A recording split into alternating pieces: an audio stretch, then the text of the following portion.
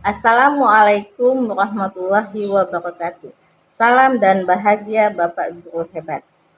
Berjumpa lagi dengan saya, Neneng Fitrinalini SPD, calon guru penggerak angkatan 9, Kabupaten Pesisir Selatan dari UPT SDN 02 Sungai Nyalo, Kecamatan Batangkapas. Kali ini saya tidak sendiri, saya bersama guru senior kami, yaitu Ibu Nurhaida SPD, yang biasanya kami sapa dengan panggilan Ibu Ida. Assalamualaikum Ibu Ida, apa kabarnya hari ini Bu? Waalaikumsalam, baik. Baiklah Ibu Ida, Alhamdulillah kita sama-sama sehat ya Bu Ida ya. Pada hari ini kita akan melakukan percakapan pra-observasi ya Bu, di mana kegiatan ini merupakan kegiatan rangkaian dari aksi nyata pada modul 2.3. Nah, dalam kegiatan aksi nyata ini ada 3 kegiatan yang akan saya lakukan. Yang pertama adalah pra-observasi, yang kedua observasi kelas atau yang biasanya kita kenal dengan supervisi kelas, yang ketiga adalah kegiatan pasca supervisi yang nantinya kita juga akan didampingi oleh pengajar praktik saya, yaitu Bapak Sri Mulyadi. Baik Bu Ida, dalam kegiatan observasi ini saya akan mengamati jalan kegiatan proses pembelajaran yang akan Ibu lakukan di kelas.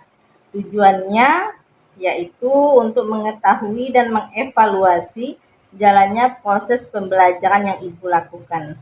Nah, dan untuk kegiatan observasi yang akan kita lakukan pada hari ini, tujuannya adalah sebagai persiapan awal sebelum Ibu melakukan proses pembelajaran agar lebih siap dan percaya diri tentunya ya Bu ya, untuk memberikan pembelajaran yang terbaik untuk siswa kita nantinya.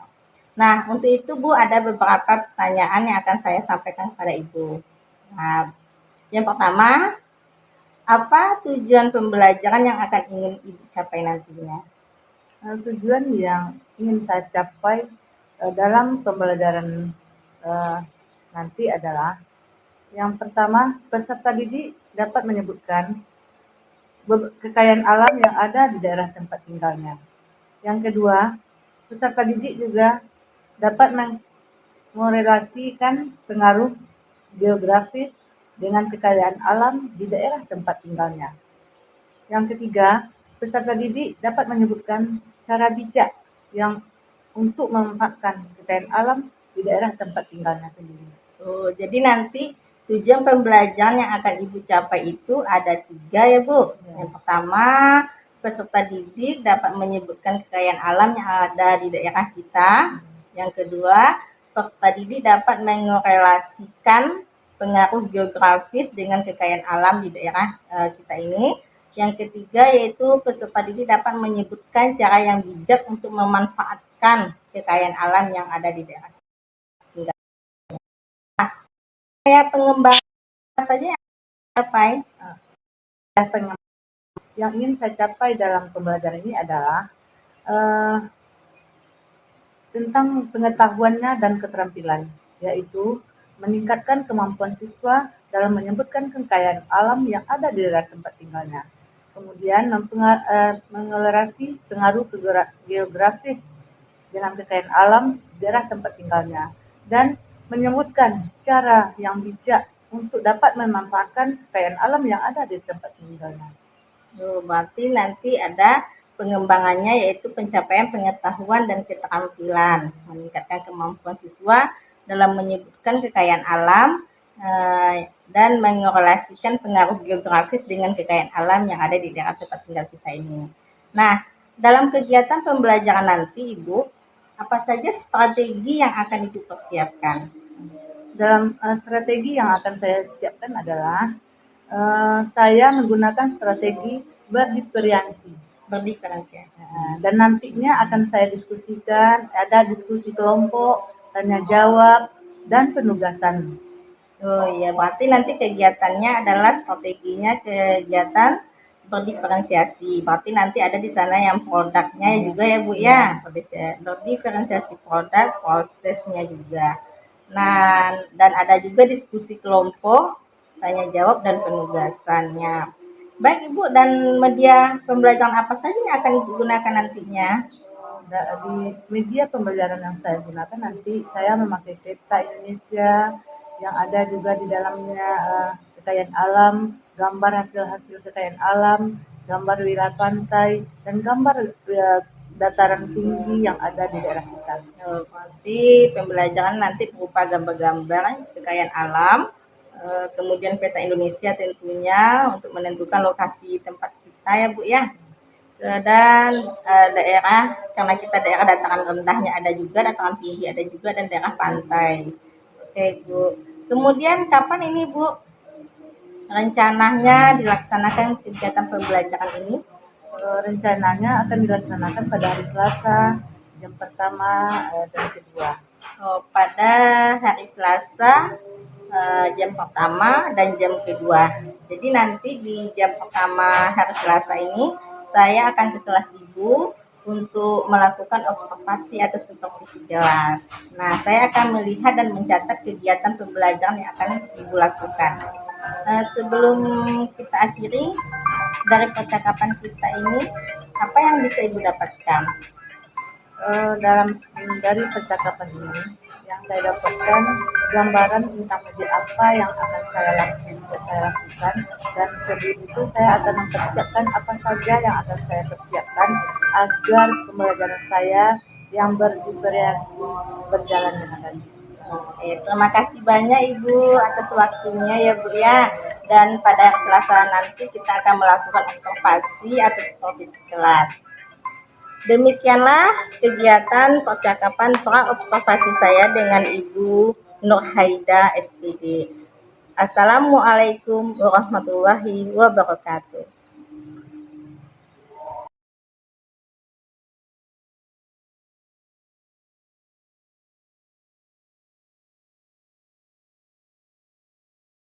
Assalamualaikum warahmatullahi wabarakatuh. Waalaikumsalam warahmatullahi wabarakatuh. Ada yang absen? Tidak.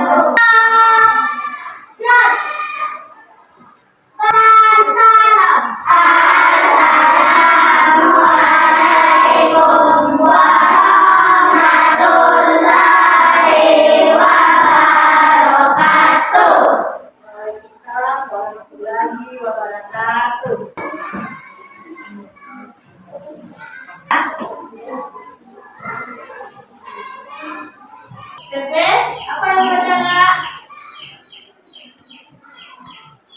tentang kesehatan? Nah, Ibu sudah membaca buku cerita, maka sekarang kita akan memulai pembelajaran. Jadi, anak-anak Ibu kemarin kita sudah belajar tentang penampakan alam. Apa saja penampakan alam yang ada? Berikutnya adalah tentang daerah, dan menyebutkan contoh-contoh kekayaan alam yang ada di daerah kita sendiri. Bersama-sama nyanyi provinsi atau daerah-daerah yang ada di Indonesia. Dan 1, 2, 3. Aceh Darussalam itu Banda Aceh, Sumur itu Medan, Sumber di Padang kita, provinsi Indonesia. Kawan semua jangan sampai kau lupa.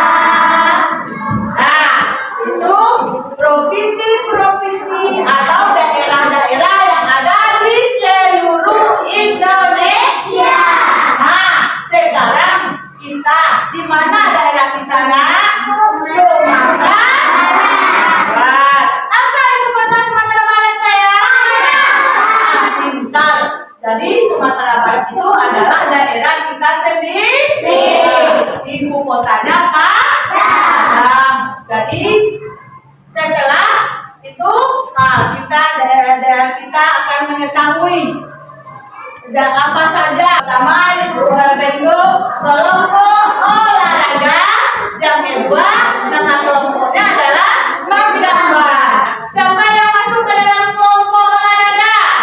Baca. Nah, sekarang kalian duduk berkelompok. Nah, kalau kursinya dipindahkan dulu. Anak-anak ibu sudah duduk dalam kelompoknya masing-masing. Kelompok ini namanya kelompok mana? Olahraga. Kemudian kelompok ini, kelompok yang kedua apa nama kelompok? Kesenian di dataran rendah apa saja sumber daya alam, kekayaan alam yang ada di dataran rendah.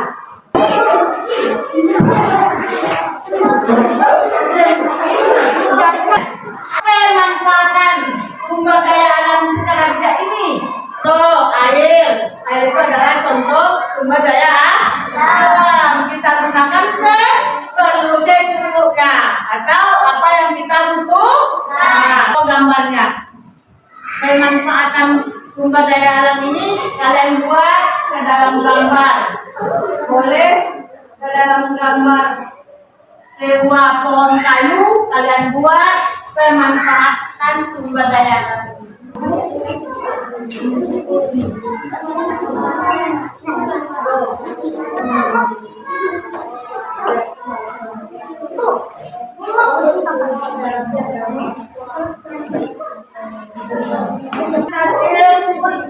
Kelompoknya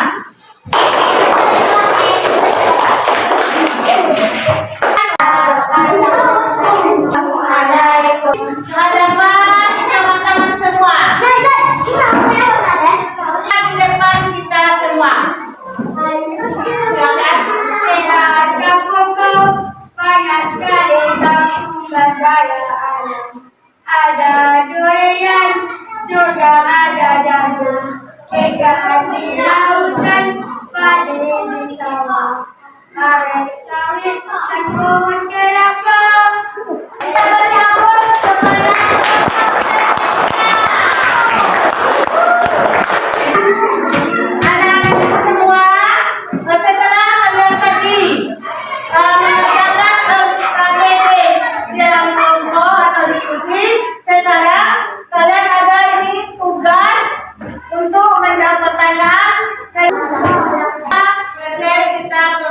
Pembelajaran tadi, maka dapat kita ambil kesimpulan contoh-contoh di Gunung Cengkeh.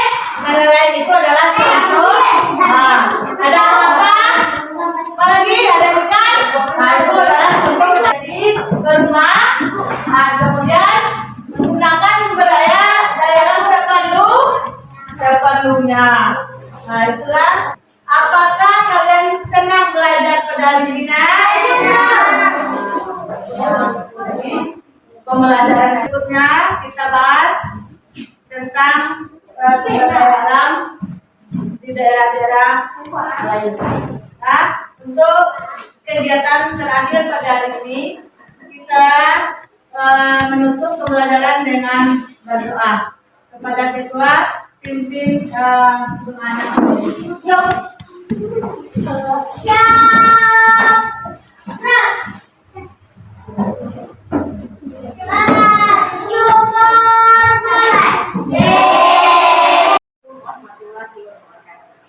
Salam dan bahagia Bapak Guru.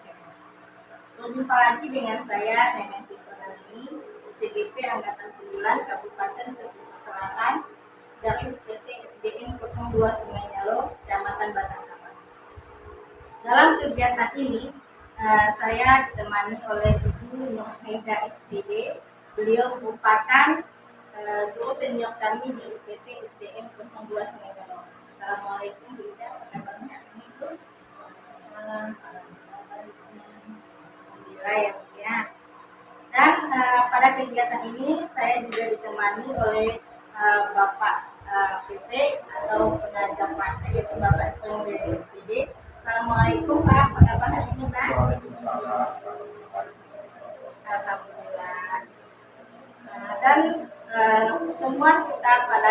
ini yaitu membahas masalah aksi nyata di modul 2.3 yaitu pada kegiatan ketiga yang merupakan kegiatan pasca observasi. Kegiatan aksi nyata 2.3 ini dilaksanakan 3 kali kegiatan. Yang pertama adalah pra-observasi, yang kedua observasi kelas, yang ketiga adalah pasca observasi. Nah, kali ini saya dibantu kembali oleh ibu senior kami, Ibu Ida, dalam kegiatan pasca observasi. Izin ya Pak ya, yang melaksanakan kegiatan.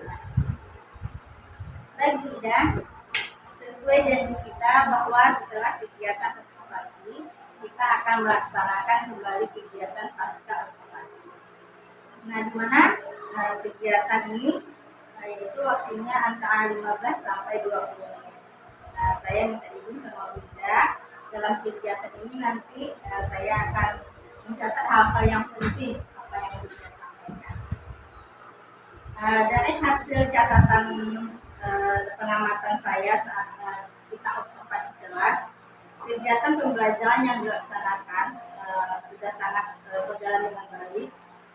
Seluruh rangkaian kegiatan yang direncanakan sudah sesuai dengan langkah-langkah yang ada pada modul Excel, dan juga Ibu Ida juga sangat menguasai kelas dan menjadikan peserta aktif dan kreatif. Serta ada catatan sedikit yang saya catat waktu kegiatan observasi kemarin, yaitu yang pertama perlu adanya media, yaitu budaya. Sebetulnya kan kita perlu media dalam melaksanakan PPM untuk melihatkan kekayaan alam untuk kita ini kepada anak. Nah, yang kedua yaitu perlu adanya latihan kembali untuk menggunakan teknik stop untuk dalam pembelajaran KSP. Nah, jadi Ida, bagaimana perasaan Ida setelah melakukan pembelajaran dengan rancangan pembelajaran senang dan mendapatkan ilmu baru tentang dalam mesin pembelajaran jelas, yaitu SPP yang berimplementasi dari KSP. Kemudian, namun saya dalam pembelajaran ini PSE-nya belum nampak. Iya, tidak. Jadi perasaan Bunda senang ya Bunda ya mendapatkan ilmu baru itu, yaitu modul ajar yang berdifferensiasi dan pembelajaran sosial emosional. Nah, apa yang menjadi hambatan atau kendala saat melaksanakan proses pembelajaran sehingga PSE ini belum berjalan lancar? Yang menjadi kendala, saya masih grogi. Jadi di situ waktu melaksanakan kegiatan PSE itu karena belum terbiasa, jadi sehingga saya menanyakan perasaan siswa dan absen siswa saja. Jadi hambatan dalam pembelajaran ini kekondisian siswa. Jadi karena pada saat kegiatan diskusi, siswa yang sudah selesai melaksanakan atau mengisi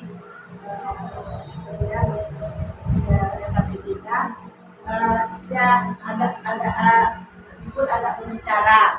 Jadi yang lain sementara yang lainnya ya masih membutuhkan waktu untuk menyelesaikan. Tapi kendala dalam siswa yang masih bermain ya budaya dalam kegiatan diskusi kelompok. Dia sudah siap modelnya ini ya. Nah, Bunda bisa kembali menyebutkan tujuan area pengembangan yang ingin dicapai dalam proses pembelajaran. Tujuan yang ingin saya capai dalam pada pembelajaran kemarin, pertama peserta didik menyebutkan kekayaan alam yang ada di daerah. Kemudian modelasi pengaruh geografis dengan kekayaan alam di daerah. Dan kemudian mencari atau menyebutkan cara bijak untuk memanfaatkan kekayaan alam yang ada di daerah. Dan waktu pembelajaran kemarin area pengembangan yang saya capai tentang pengetahuan dan keterampilan. Jadi dia bisa menyebutkan kekayaan alam yang ada di daerah sendiri, kemudian relasi pengaruh geografis dengan kekayaan alam di daerahnya, dan dia bisa mencari cara bijak untuk memanfaatkan kekayaan alam. Sekali ya budaya yang pertama, anak-anak kan menyebutkan kekayaan alam, kemudian dia sampai nantinya anak-anak kita itu bisa mengkorelasikan keadaan geografis dengan kekayaan alam yang ada pada wilayah kita.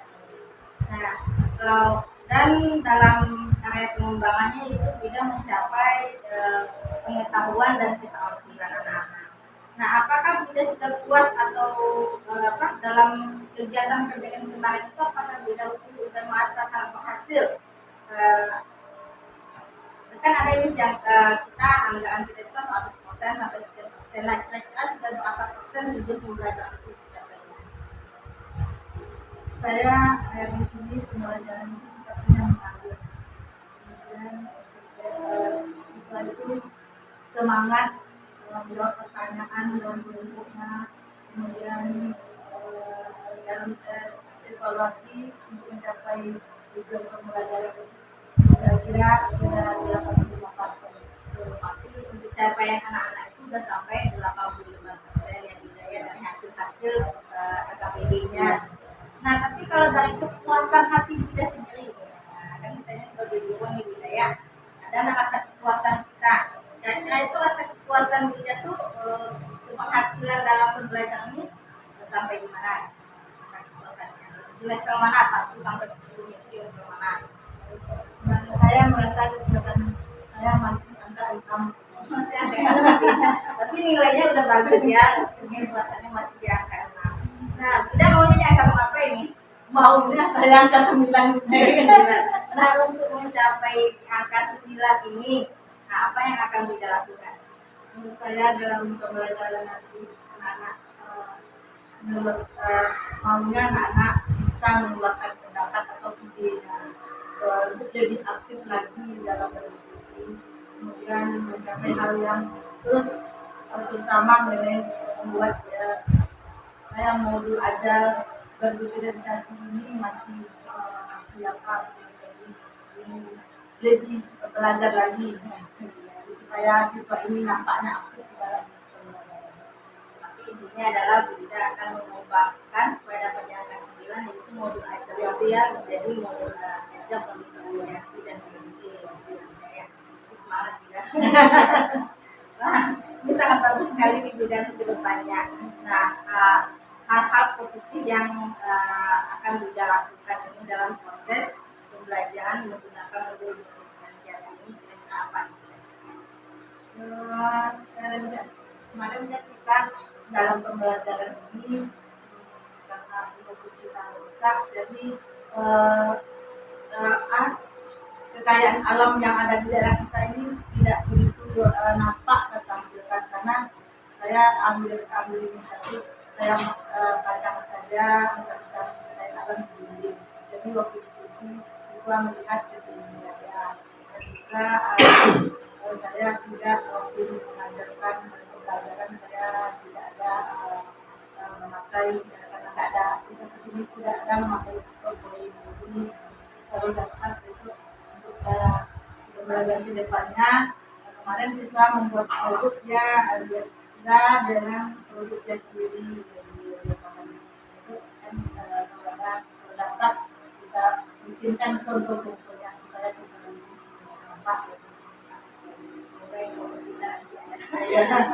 Cepat adanya budaya, jadi dengan adanya video nanti siswa kita akan lebih semangat dan lebih aktif lagi melihat intinya siswa kita termotivasi lagi dia belajar. Nah, untuk kelanjutannya ini tidak apa yang akan kita tingkatkan pembelajaran selanjutnya. Dan saya akan tingkatkan atau mempersiapkan bahan ajar yang berpihak kepada siswa.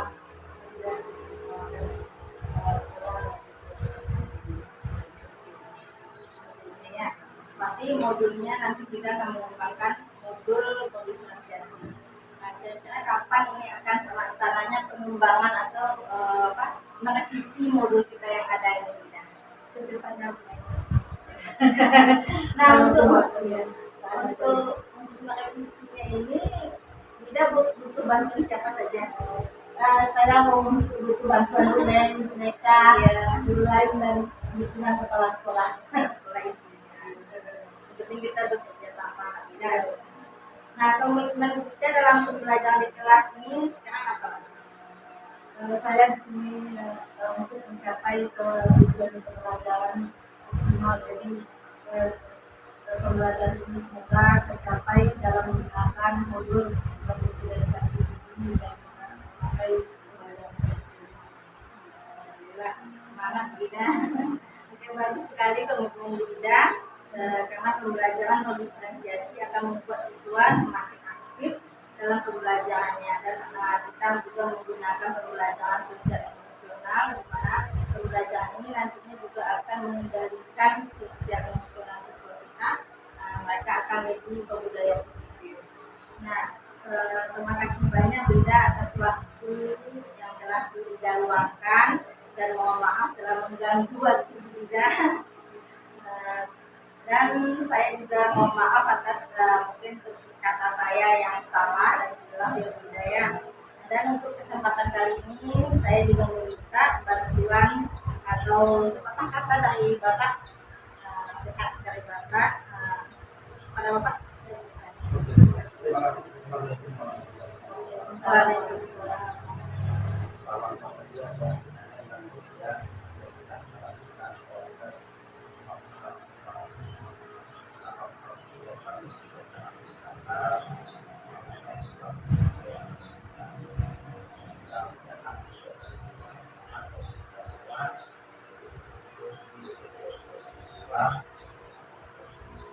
Memang beberapa yang saya bahwa sebuah itu tentu sebuah bahwa kerjasama yang baik seluruh total daya ada dan seluruh yang ada di sekolah.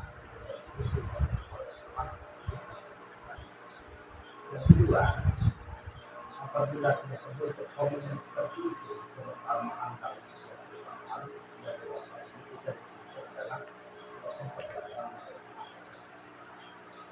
Sebelum kita membentuk proses itu bisa dijalankan ke siswa, dan terlebih dahulu misalnya kita setuju seperti apa yang dicontohkan, kita mengharapkan orang mau, sementara kita belum menyatakan mau. Dalam artian, sebelum proses pembelajaran itu diaplikasikan ke siswa, kita dirinya begini yang harus berubah. Mindsetnya harus berubah. Dalam artian, bukan yang proses pembelajaran selama ini tidak baik, cuman ada revisi dan pembaruan cara yang lebih baik. Itu proses pembelajaran yang dilakukan siswa dengan bentuk persiapan yang kita lakukan adalah proses pembelajaran yang dan itu apa yang disampaikan oleh Bida juga, bahwa target dan juga ingin proses pembelajaran ini berlangsung secara maksimal dengan bentuk sebenarnya ingin menyempurnakan dari persiapan modul dan modul diferensiasi dan saya berharap seperti itu, dan saya tumpahkan harapan itu kepada BP yang ada di SD 02 ini agar dapat membawa dan menjawab ke arah terbaruan itu dengan memerdekakan siswa dalam yang benar-benar akan kita bersama sehingga UPTS atau mendapatkan proses yang baik dan hasil yang baik sehingga siswanya berprestasi di jenjang akan kabupaten ataupun saya kira assalamualaikum.